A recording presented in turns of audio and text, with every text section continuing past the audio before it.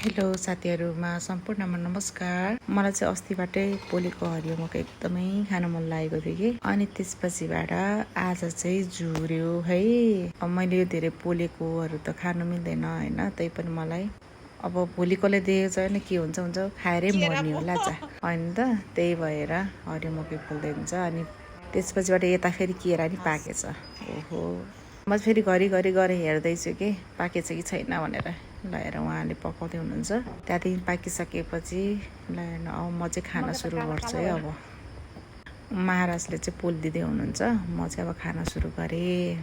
धेरै पछि खाएर होला यस्तो मिठो भएको होइन कि एउटा मात्रै खाएर मैले त कतिवटा पो खाएँ, धेरैवटा खाएँ। म त कम्तीमा 5वटा खाइदिएँ हिजो मकै थोडैबाट पोलेको मकै।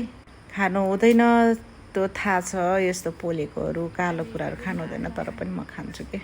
म पनि खाने अनि फेरि उहाँलाई पनि अलिअलि खुवाउने गर्दैछु क्या म चाहिँ।